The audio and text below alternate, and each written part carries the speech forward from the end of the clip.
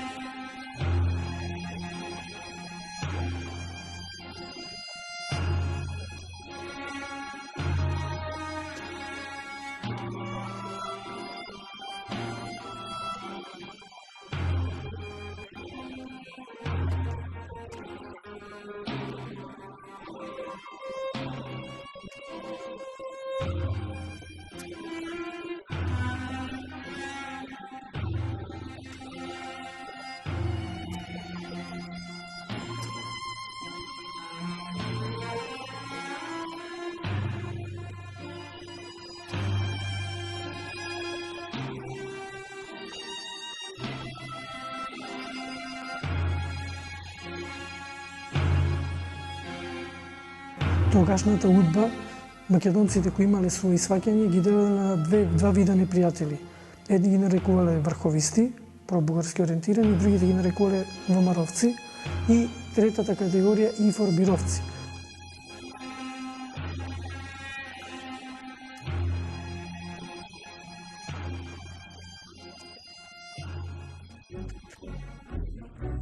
Една од најстакнатите личности и најмаркантната фигура на македонската политичка емиграција, а може слободно да се каже и единствен македонски политички дисидент, е Драган Богдановски. Македонски публицист, политички емигрант, дисидент, политички затвореник, еден од основачите на ВМРО-ДПМН, кој 30 години беше во челните редови на македонската патриотски настроена емиграција, го посветува целиот свој живот на идејата за независна, обединета и демократска Македонија. Со таквата своја дејност, Богдановски од своите младешки години, па речиси до својата смрт, беше изложен на невидени притисоци и репресија од страна на југословенските и македонските служби за државна безбедност, како и од европските разузнавачки служби.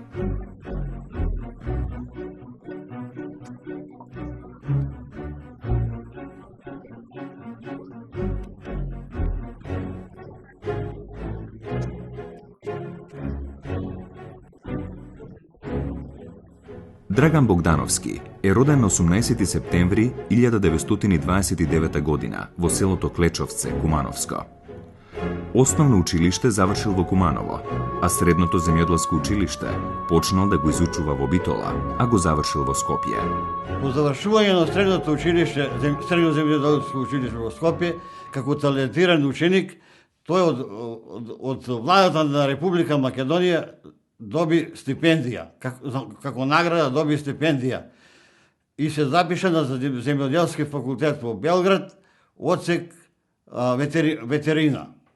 Уште на третиот семестар од студиите се пројавува како иницијатор за формирање на Македонски студентски клуб во Белград и набргу поради политичката промакедонска активност бил уапсен. Земал од еден пријател машина за куцање. Тој го ја искуцал еден примерок, па на шарпирограф ги умножил и за неколку примерка залепил по Белград, да ги организира македонските студенти во Белград. Но по полицијата, по машината, која имал машината, го најдат човекот кој ја поседувал машината и тој кажал дека тој човек му е дал на услуга. Во Белград го протолкувале како македонски настроен, го судуваат на затвор 6 месеца. Тој одлегува 4 месеца во Белград во затвор и по излегување од затворот во пресудата му пишуваше дека нема право за запишување на ниедна образовна установа во бивша Југославија. Оваа неакадемска мерка силно влијаела на неговиот животен пат.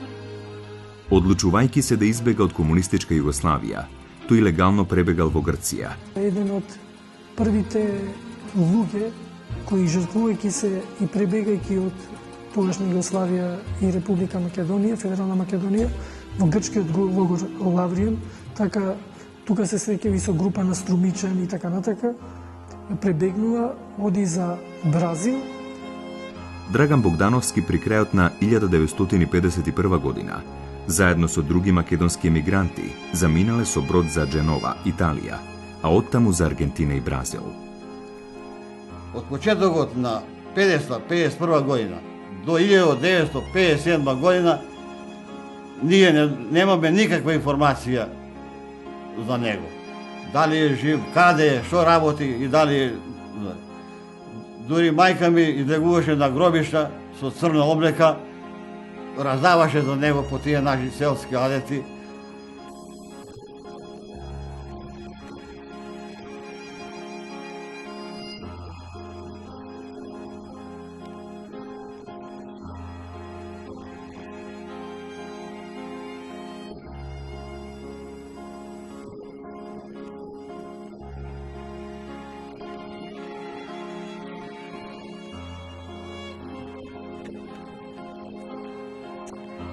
Во Бразил престојува до 1954 година, кога заминува за Франција, во Париз. Веднаш се запишува на престижната Сорбона. 1957 година тој студирајќи на Сорбона и пишувал за разни вестници, пошто студирано новинарство, почел да пишува и со тоа економски се одржувал. Како новинар имал можност да ги посети државите на Блискиот Исток, Соединетите Американски држави, Канада, како и другите држави во Западна Европа, а воедно го следел печатот и настаните за се што се случувало во Југославија и Македонија.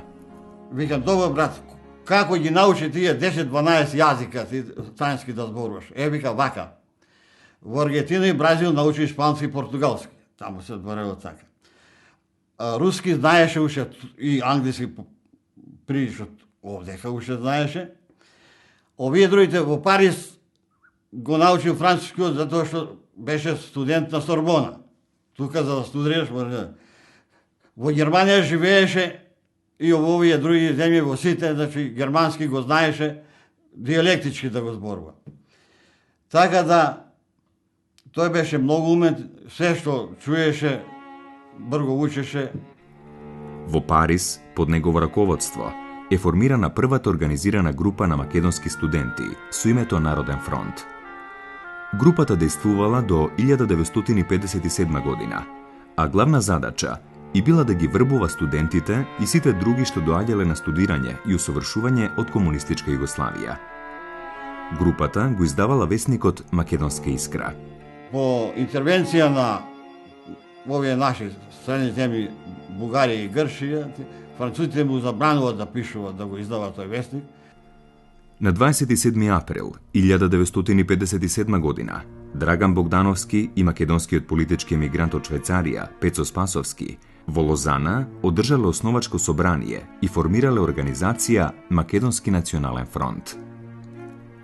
Низината главна политичка програма била насочена против комунистичка Југославија и Бугарија и кралска Грција со цел борба за слободна и независна македонска држава. Организацијата успеала да отпечати само еден број на вестникот Македонија на македонски јазик.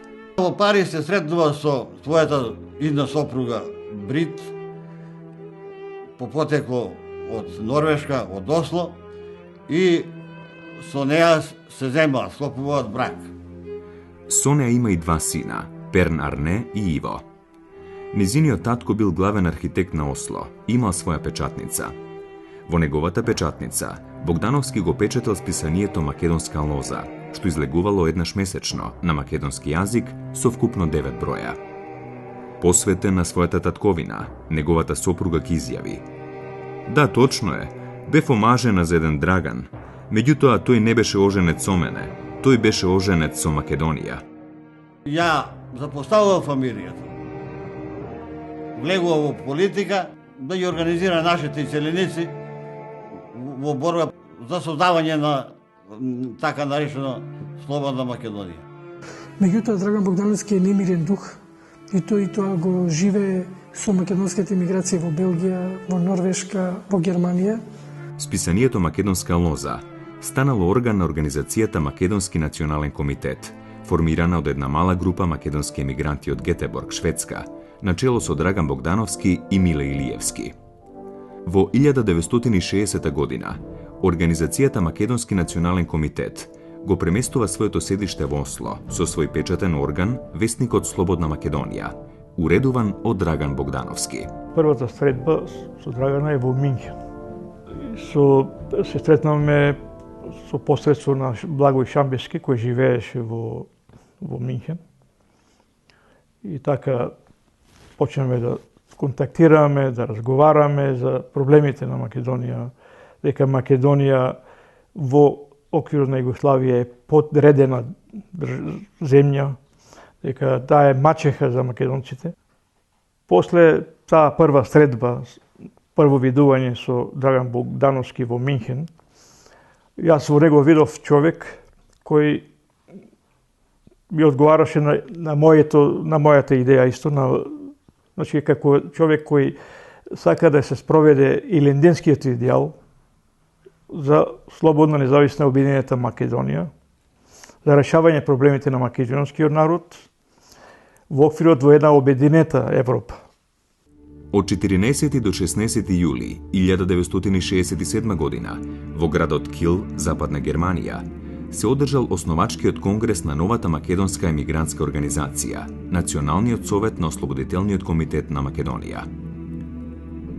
На конгресот присуствувале 60 македонски селеници, политички емигранти, работници на привремена работа во странство, студенти и научни работници, што се наоѓале на студии на работа во странство, како извесен број делегати од Македонија.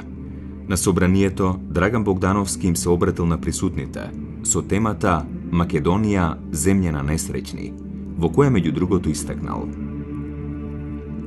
Македонија е земја на несреќни. Понесреќна земја од неа нема и немало во Европа, па и во целиот свет. Македонскиот народ вечно живее една трагична историска судбина, која се протегнува цели 12 столетија. Причината за таа наша вечна национална трагика лежи во географско-стратешката положба на нашата татковина, која е крстопат меѓу исток и запад и богат плен за империалистичките апетити на сите мегаломани од соседните земји. Светот денес е поделен на два големи војни и општествени лагера. Ние не треба да чекаме комунизмот да падне, па да создаваме македонска држава, како и што не треба да чекаме Грција да се комунизира, па да ја ослободиме Македонија. Треба да работиме во услови онакви какви што се сега. Треба да водиме една умна и современа политика, која ќе има влијание и во сегашниот политички живот во Македонија, како и во односите меѓу балканските држави, со кои е сврзано македонското прашање. Ние сме горди со нашата Македонска република, горди сме со нашиот македонски литературен јазик и со нашата света македонска национална црква. Нашата борба не е борба за уривање на нашата Македонска република, не е, зашто таа е наша македонска држава. Ние сакаме само да ги урнеме од власта србоманските предавници и од нашата Македонска република, да направиме македонски Пиемонт, обединителна јатка и за Пиринска и Егејска Македонија. И почнеме почесто да се среќаваме. Имаме средби, значи не само во Минхен, во куќата на Благој Шамбески, него средби и во Париз. Тука со наши македонци. Излагаме, шетаваме, дискутираваме. Тек после дојде идеја 1971 година македонска нација, да се печати македонска нација. Се печатеше во печатницата во Минхен, кај еден унгарец, во Лого се викаше печатницата.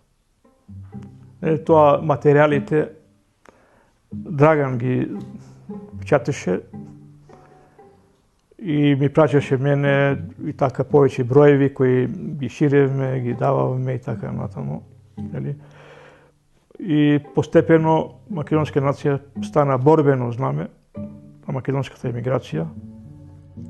Во 1971 година, во списанието Македонска нација, во статијата Македонската нација и незината државност, ќе напише: ограничената сувереност на македонската национална државност го држи националното прашање на целата македонска нација во стагнација. Во таа околност, борбата за македонското национално ослободување е заледена на една, така да се рече, неподвижна точка. Борбата прво ќе биде водена за што поголема сувереност на Македонската република во рамките на Југословенската федерација, а потоа, кога за тоа созреат услови, и за отцепување на Македонија од Југославија. Последново е потребно не од некоја суета за задоволување на некаков македонски шовинизам и национализам или на некој историски задоцнет сепаратизам, туку од специфичната положба што има нашата македонска нација, како во Југославија, така и во рамките на сегашните балкански граници. Секое идење во Минхен се задржаваше по неколку дена кај мене, сведок да се испечати весникот Македонска нација и да се испрати до сите дестинации во светот. Набргу, Организацијата Ослободителен комитет на Македонија го менува името во Движење за обединување на Македонија, ДОМ.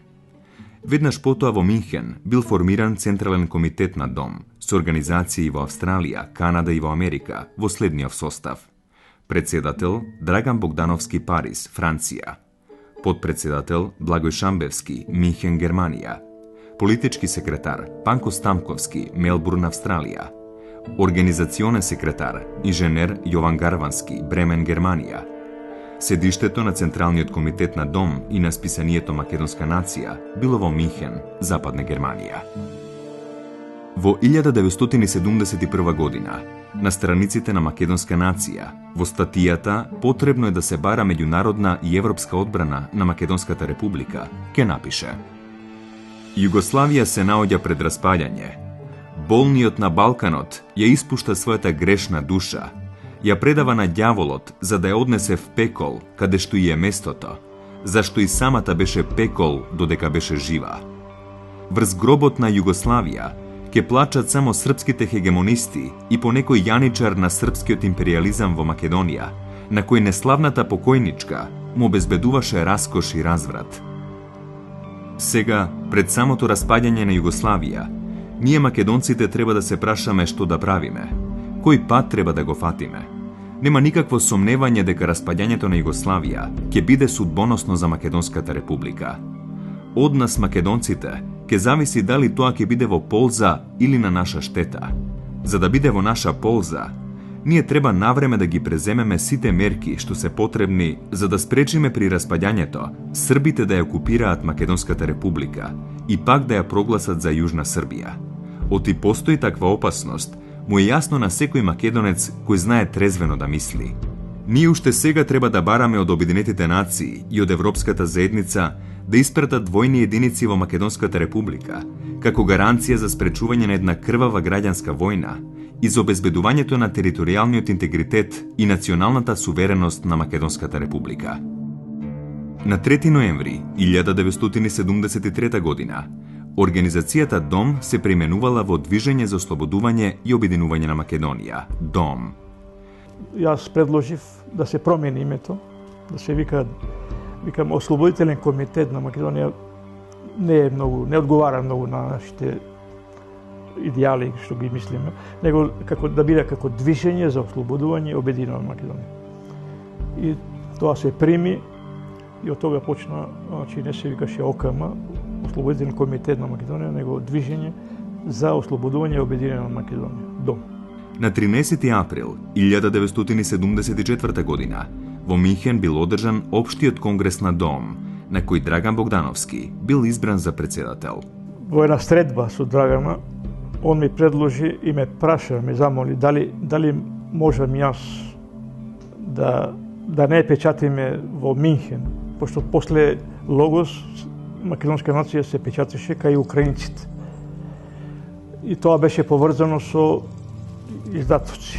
Драган ме запраша, вика ти си чесен, те знам за македонската кауза и така натаму, дали можеш да способиш да вестникот да се печати кај тебе во Берлин. Вика, има една машина која треба да се купи за 25.000 марки тогаш. Јас се сложив за тоа и јас почнав тоа да го правам доле во ресторан Ново Скопје, во подрум, има големи простории, и почнавме да припремаме за печатницата. На жалост, до тоа не дојде. После Драган беше киднапиран во 1977 година и така да таа идеја не се оствари. Поводот за киднапирањето на господинот Драган Богдановски беше по наредба на маршалот на Југославија Јосип Броз Тито. Кога беа повикани председателите од Европа во Хелсинки за да одржат за човековите права, се знаја сите председатели од која држава се, а овие не ги знаја кога таму беше воден и Драган Богдановски со негови соработници. Овие мои искази се од искажувањето на Драган Богдановски, кој ми ги кажа сите работи што се случува. Кога го прашаа зашто сте вие дојдени овде, Драган Богдановски му одговоре: ние сме дојдени овде за македонските права. Кога изговоре тој така, стана маршалот на Југославија Тито и со зборовите: Македонија, македонците во Македонија и уживаат сите права, тие и слободи све имаат. Во тој момент Драган повторно му реплицира на маршалот на Југославија. Кога му реплицира, му рече: господине маршале, вие или доволно не ја познавате географијата на Македонија, или толку ви е вашето знаење. И тој повеќе не му рече ништо, само кога се вратил назад, издал наредба: или жив, или мртов, да се донеси во Југославија господинот Драган Богдановски. Овие активности на Драган Богдановски биле постојано следени од Службата за државна безбедност од Скопје.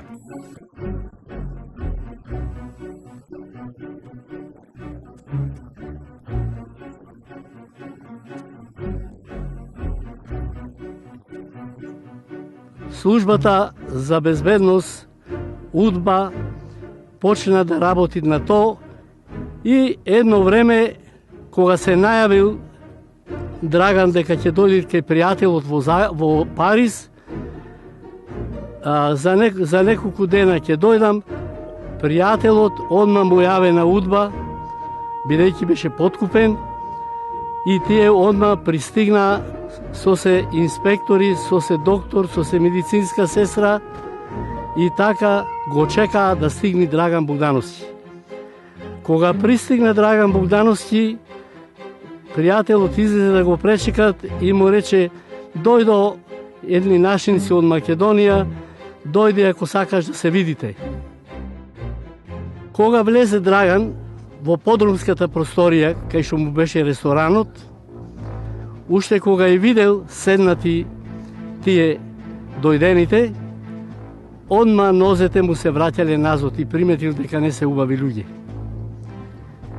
И дојди му рекол овај пријателов: седни, повели, седни.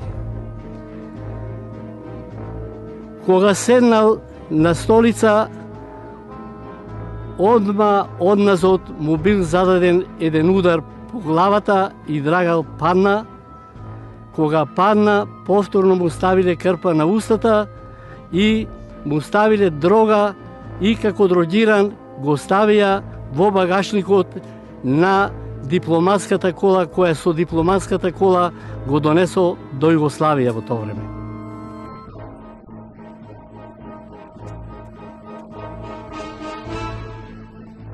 Кога стигнале на граница на австриско-југословенска граница, на местото Шентил, инспекторот Никола Илиевски рекол: отворете го капакот да го видите дали е жив или не е жив. Ако е жив, добро, ако не е жив, одма да го изфрлите вендек. Во тој момент Драган беше отрезнет, сите тие работи ги слушаше. И наредбите што ги издаде овај, и сето тоа што му се случуваше. Отука од граница до Љубљана го занесо со таа кола, а од Љубљана на војни авион го занесо до Скопје. Од страна на државната служба на УДБА, со тоа што е префрлен во Скопје, мислам најпрво во Јасен.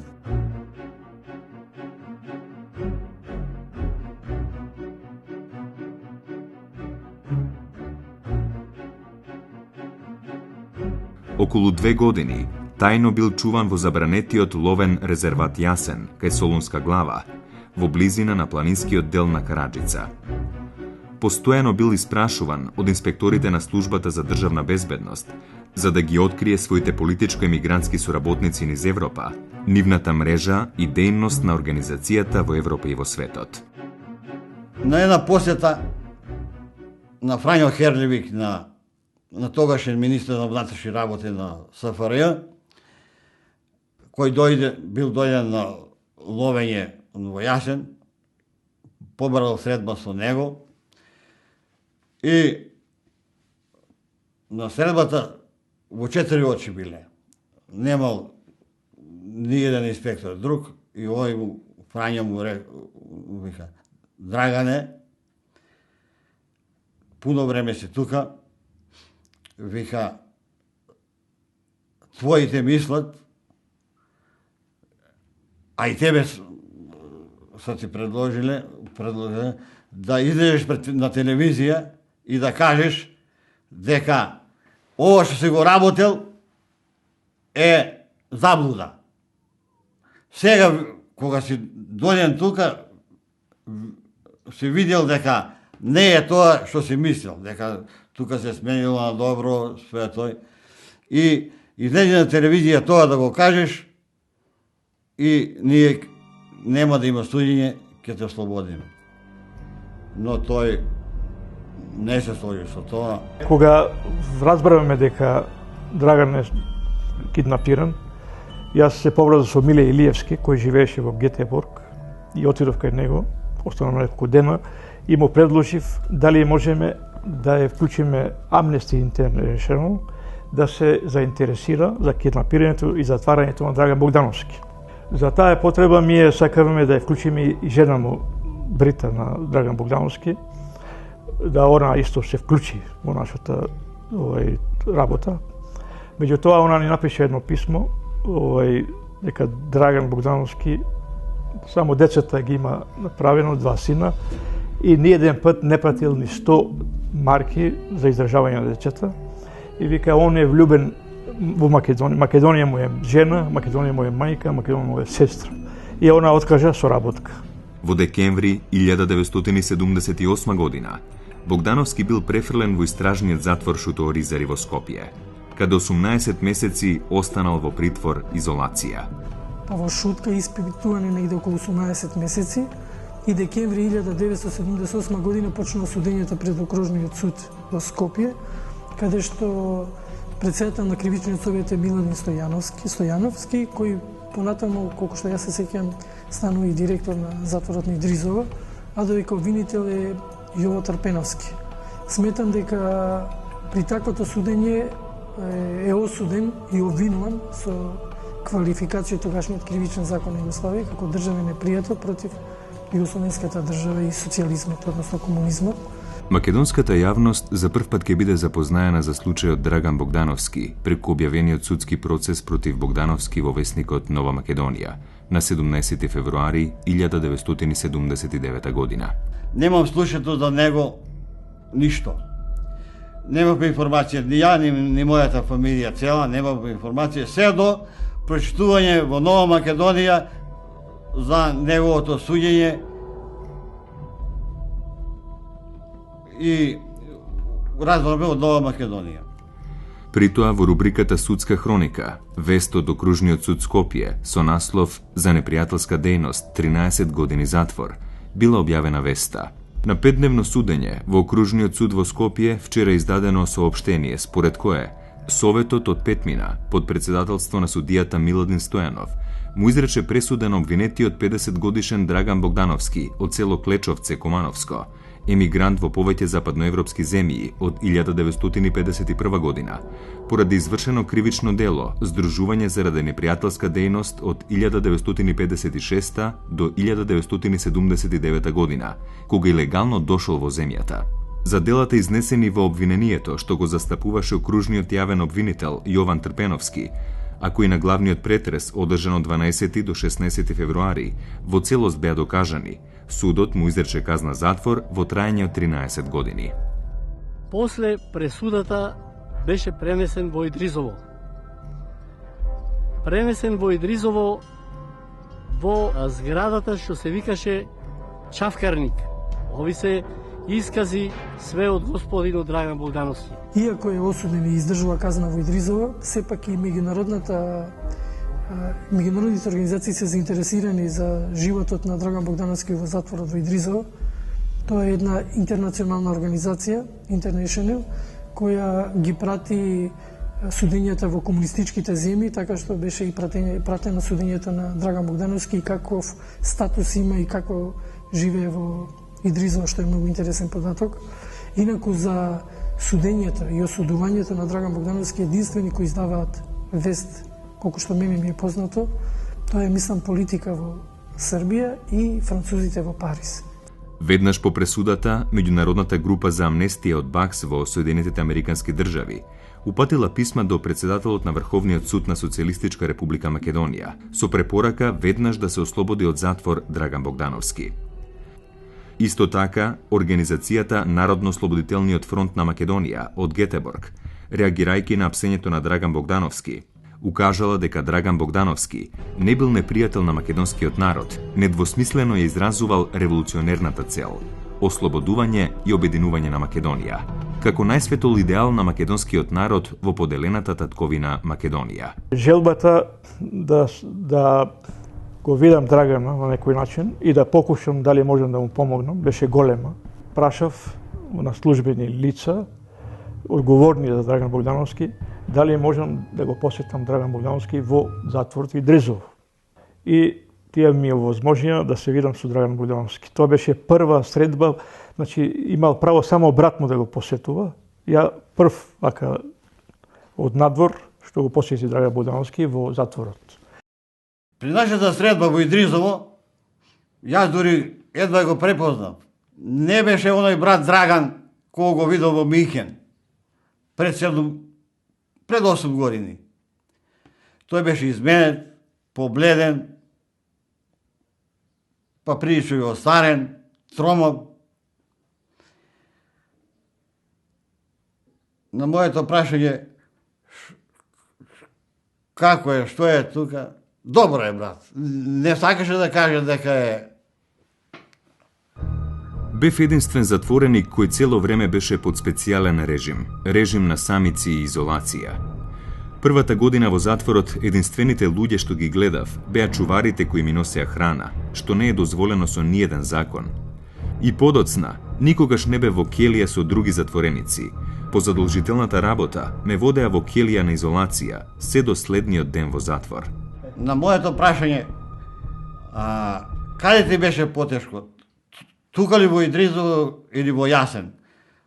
Тој вика, и двете работи беа тешки. Него за маш, за војвода, тој вика, ни едно, ни другото не беше тешко.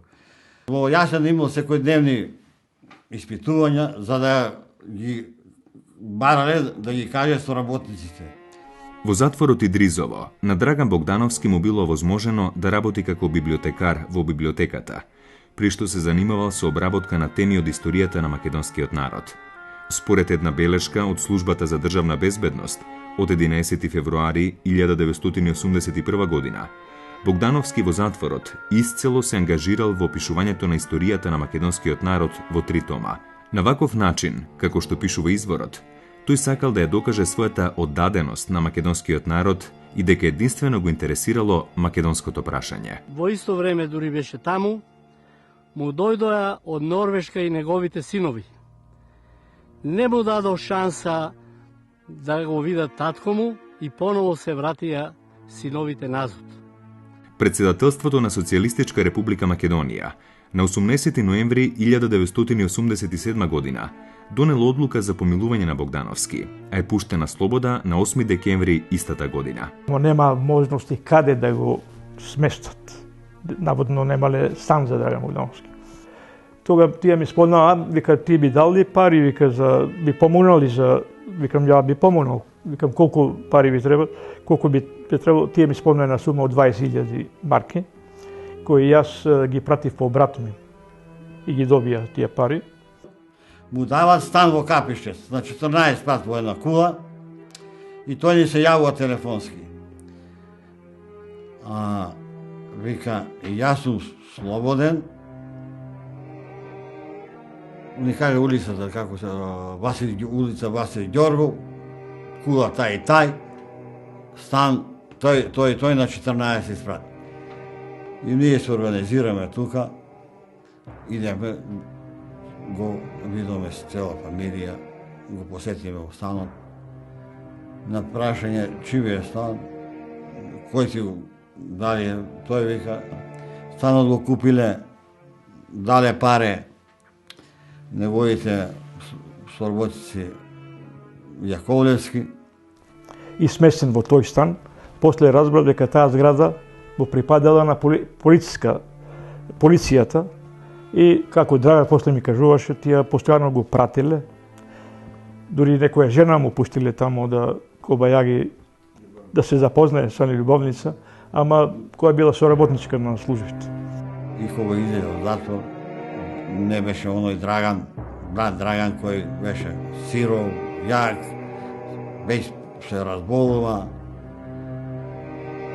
почна да оди на страна со една нога, добива шекер. Ми се јаве на телефон дека е пуштен на слобода и дека сака да дојде кај мене во Ресен да се видиме. Тој одма дојде во Ресен, јас му обезбедив соба за работа, соба за преспој и сакав малце да го извадам надвор во шума, на езеро, да се малу рехабилитира, затоа што стално во затвори, значи во такви беше тешки услови. И го однесов на езерото во Асамати.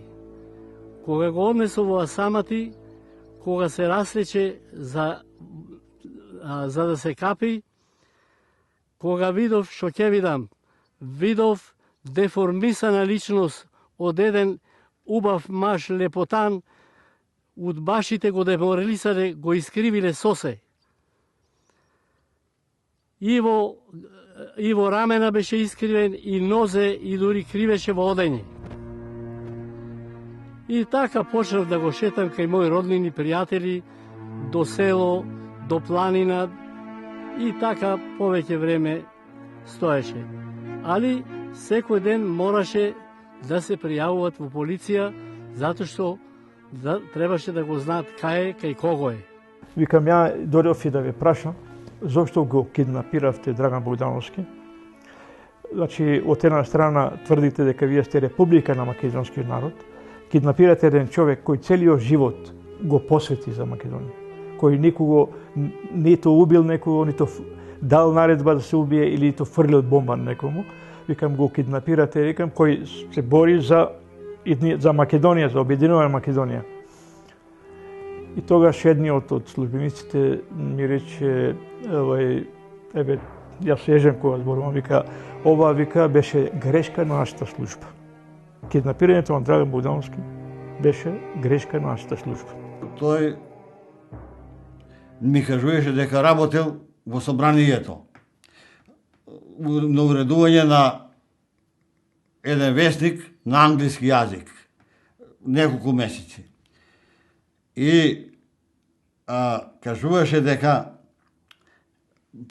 работно место му било близко до резиденцијата на Киро Глигоров. И вика, и премпрем барал пријем кај него, Глигоров не сакал да го прими. По известно време поново осете дека вршат притисак и под големи строги контроли и мораше поново да ја напушти државата. Во Стокхолм, Богдановски најнапред создал Координативен совет на Демократската партија за македонско национално единство, ДПМНЕ. За председател на советот бил избран Драган Богдановски, за подпредседател Панко Стамковски од Австралија, а за членови Миле Илиевски и Страхил Пеев од Шведска, Јонче Трајчевски од Австралија, Борис Петков и Данчо Бојковски од САД и Стојан Ковачев од Франција. На 23 јануари 1990 година Богдановски испратил барање до Сојузниот извршен совет на СФР Југославија во Белград и извршниот совет на СР Македонија во Скопје за враќање на македонската емиграција и за регистрирање на партијата Демократска партија на македонско национално единство. Нашево барање се состои главно од идната вистинска демократија во Југославија не може да биде својна само на поедини избрани народи. Право на вистински демократски живот има и македонскиот народ. Демократската партија за македонско национално единство бара право да се конституира и на територијата на Социјалистичка република Македонија, како македонска демократска партија, рамноправна во сите права и задолженија со другите партии кои постојат во СРМ. Во април 1990 година Богдановски присуствувал на првиот консултативен состанок во Берлин за формирање на партијата ДПМНЕ во Република Македонија. Значи, 90 година Драган Богдановски ме викна на телефон и рече, Гоце, јас имам основано една партија.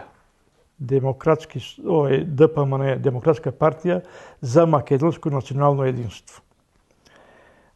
Ти вика, постојано си ме поддржавал, 30 години соработуваме, дали сака да ме поддржиш, да ја оствариме и целта, вика, сега со паѓањето на Белинскиот зид почнаа да дуваат други ветришта, дека можеме сега тоа што го правиме во емиграција да го спроведеме во дело во внатрешноста во Република Македонија. И ми спомна дека он успоставил контакти со луѓе во внатрешноста кои би можеле да дојдат во Германија на еден разговор, дискусија. И ме праша каде предлагам ја да се стретнеме. Прво беше дискусија да се стретнеме во Целе, тоа е близу Ханофер, во хотелот на еден наш македонец. Меѓутоа, после тој рече, после неколку дена ми рече дека подобро да се стретнеме во Минхен, за луѓе во Македонија, поблиску им е Минхен и поедноставно во Минхен да се стретнеме. Тога разбрав дека дошле Љупчо Георгиевски, Борис Мејковски и Владо Транталовски. Требало Голубовски да дојде, само бил болен или пашур не му бил во ред, не знам што. И тие му рекле, каде е Гојко, го нема. Драган рекол, он е вика како германец, точен е вика. Точно ќе дојде на време. Кога Драган повторно се врате во Германија, ми се јави на телефон да иземам Љупчо Ѓорѓиевски и Змејковски да заминиме за Минхен. И ни кажа дека ќе ве чекам во строгиот центар на Минхен. И кога стигнаме таму, ни пречека Драган Богдановски и Гојко Јаковлевски. За целиот наш престој таму дури бевне финансираше Гојко Јаковлевски. И после неколку дена сите припреми што беа извршени, статут, деловник за работа на партијата и сите други додатни работи ги зедовме и се вративме назад. Кога се вративме назад, директно дојдовме во Ресен во мојата куќа. Кога дојдовме тука, викнавме други што изнаевме дека се заинтересирани за партијата. Во иницијативниот одбор за одржување на основачкото собрание на ВМРО-ДПМН, покрај Љупчо Георгиевски, ќе влезат Борис Мејковски, Дијана Транталовска, ќерка на Владо Транталовски, Ванчо Механџиски, новинар во весникот Нова Македонија, и Ванчо Врчков, професор по англиски по потекло од Пиринска Македонија. На 17 јуни 1990 година, во Домот на младите 25 мај во Скопје, се одржало основачкото собрание на партијата ВМРО-ДПМН. За кратко време Драган Богдановски на 5 август дошол од Шведска во Скопје, пречекан од околу 150 членови и симпатизери на ВМРО. Уште во првото интервју, дадено на 7 август за весникот Вечер, под наслов "Сега се решава судбината на Македонија", тој на прашањето дали неговото враќање во татковината е за постојано, одговори: "Се надевам дека ќе биде така. Моја должност е денес кога се решава судбината на Македонија, да дојдам да бидам заедно со мојот народ. Ако бидам одделен од него во овој историски миг, јас нема да бидам достоен на своето политичко минато."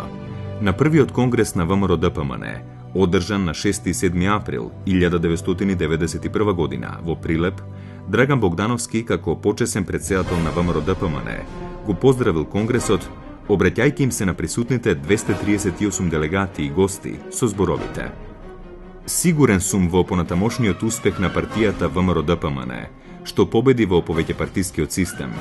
Ве поздравувам за обединување во ВМРО-ДПМН и овој конгрес да остане конгрес на македонското единство.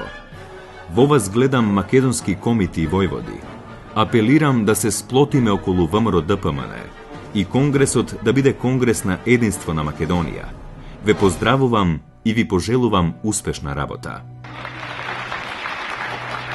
Предлагам господинот Драган Богдановски да го избереме со акламација за почесен претседател на нашата партија.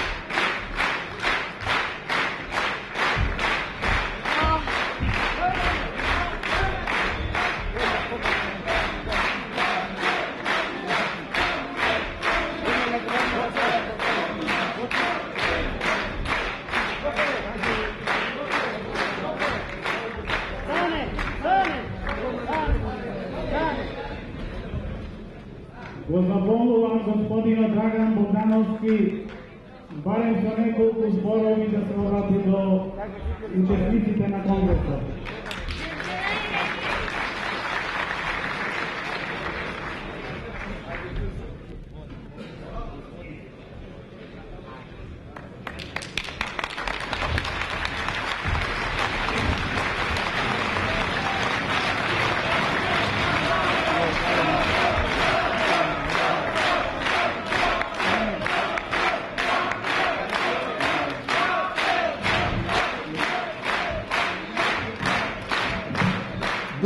благодарам за честа која ми ја укажавте и пред вас ветувам дека и во иднина ќе работам за Македонија како што работев до сега.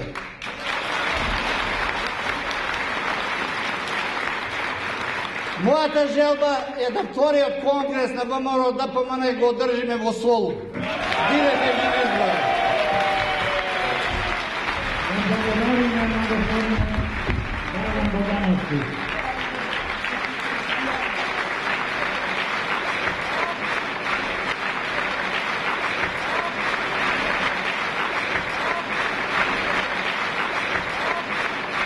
Јас предлагав да првиот председател на Република, независна Република Македонија, што се надеваме дека ќе го постигнеме, да биде Драган Богдановски. Тој вика, да, Гоце, нема грешка, вика, тој ќе биде. Така ми обеќаваше и Змејковски и Лјупчо Георгиевски. Меѓутоа, после тука настана контроверзии, ги собра професионалците стари, така наречени комунисти што беа, и веднаш им обеќа стан, плати, и им рекоа само Драган и Гоце, Гојко да не видат. Вика, тие се долгогодишни мигранти, вика, тие не се чувствуваат како македонци. Иако 30 години трчаме и се бориме за Македонија. По известно време, Богдановски се вратил повторно во емиграција во Шведска, продолжувајќи со објавување написи посветени на прашањето за иднината на Македонија. Во 1991 година, по самостојувањето на Република Македонија и воведувањето на плуралистичкиот систем, Богдановски во списанието Македонска нација, во статијата Македонското иселеништво како независен политички субјект, ке напише: со својот гранитен патриотизам, со своето високо национално чувство и со својата неуморна работа за македонската ослободителна кауза, македонското иселеништво покажа дека е составен дел од македонската нација. Покажа во иста мера како и деловите од нацијата во распарчената татковина дека е загрижена за судбината на Македонија. Покажа дека судбински е задоена со илинденскиот идеал на целокупната македонска нација за слободна и обединета Македонија. Брат ми Драган го носи Лјупчо во Америка и го представува, мислим дека тоа во Америка, во Канада е тоа, поточно. Лјупчо Георгиевски, чим стигна на аеродромот во Торонто, одма го презедо МПО. Го пречека, го презедо, а овие што го поканија не го видо поќе.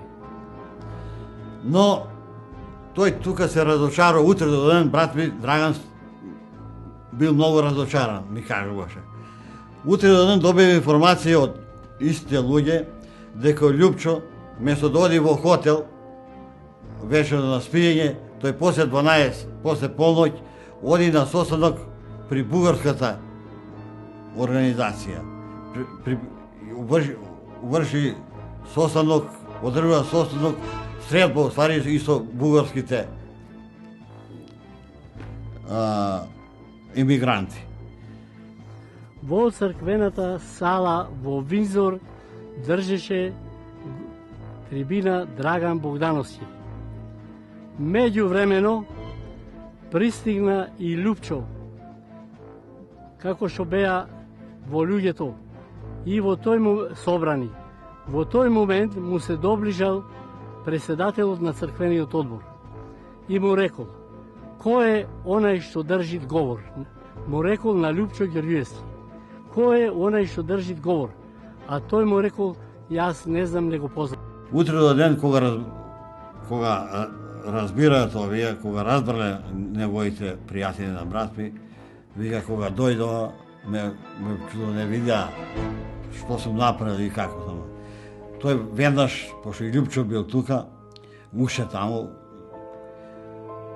и на состанокот, зошто така направил, дојде до голема калга, караница, и брат ми дури вика, јас бев спремен да направам беља, но другарите ме спрешија, а тој се правдаше дека од тие имал пријатели и требал да ги види, дека тоа не било средба официјална како тука што била со нив. И од тука брат ми со Љупчо губи доверба во него и раскинува.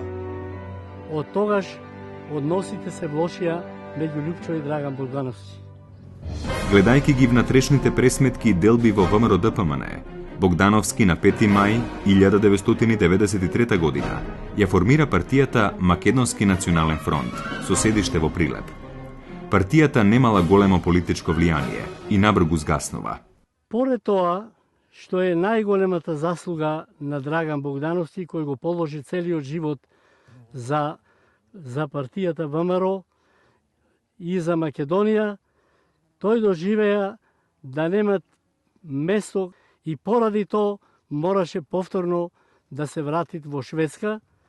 Го одведов на автобусна станица, се поздравивме и тоа беше наше последно видување. Тој пак заминал за Шведска. Потоа Богдановски живеел известно време во Малме, Шведска. На 30 декември 1997 година еден активист од Берлин, Стефан Доневски, мајка, предложи да одиме во Малме, кај што живееше Драган Богдановски, да го посетиме и да пречекаме новата година 1997-1998 година. Отидовме до Малме и Драган не пречека со тробадури, музика. И после ова средба, тоа се случи, јас неговата веста за неговата смрт, ја во Шпанија бев, кој ми кажа, ми јави брат ми, дека одејќи со воз од Малме преку Данска за Берлин да доаѓа. И тука му се слошило и така паднал и годнали во болница и неколку месеци не знае кој е. Тек после го нашли и утврдиле кој е Драган Богдановски, дека е Драган Богдановски. За неговата смрт дознавме од неговиот соработник и добар куќен пријател Владо Трнцаловски од Ресен. Тој не обавеси дека брат ми е починат и дека се организира негово враќање за погреб во Македонија, затоа што изразил желба, била негова желба да биде погребан кога ќе почине, да биде погребан во неговата родна земја. Погребот е организиран од семејството Трнцаловски и негови лични пријатели. Тој ми кажуваше дека има добар пријател на еден брачен пар, Ѓорговски, од Штокхолм. Уствари тие го препознале дека е тој. И сега беше во прашање, неговата желба беше за да биде погребан во Македонија. Во прашање беше неговото носење од таму до родниот град Куманово. Ја брат ми Манита го молев, неколку пати го викав, да организира, ако може, Драган Богдановски да биде префрлен во Македонија. Желбата му беше да биде погребан во Македонија. И му реков, дадва на знање, викам, еве, сакам од ВМРО, челниците, Љупчо Георгиевски, Мејковски и сите останати на чело да го пратат до гробиштата во Куманово. Меѓутоа, овој мане ми јави дека тие не сакале. На погребот во Куманово беа присутни целото семејство на Драган Богдановски и моето семејство од Ресен, како и дел од општинскиот комитет на Ресен. А од страна на ВМРО ДПМН, од Централниот комитет беше дојдено само едно дете со едно цвеќе.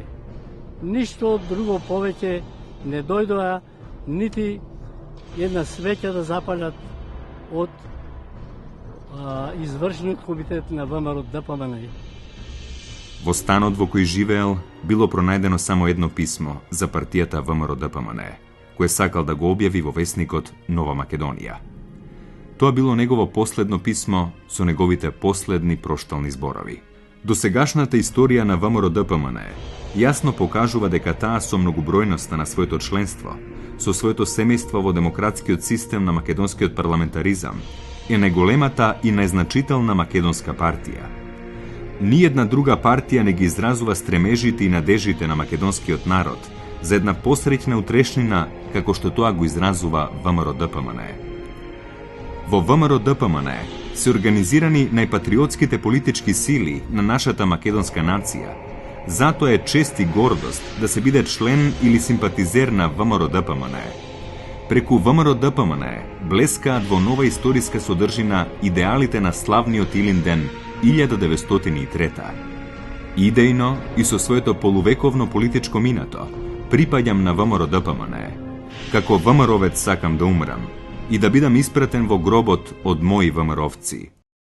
Македонија изгуби уште еден голем борец и треба исто тоа да се понесе иницијатива да може Драган Богдановски да се рехабилитира.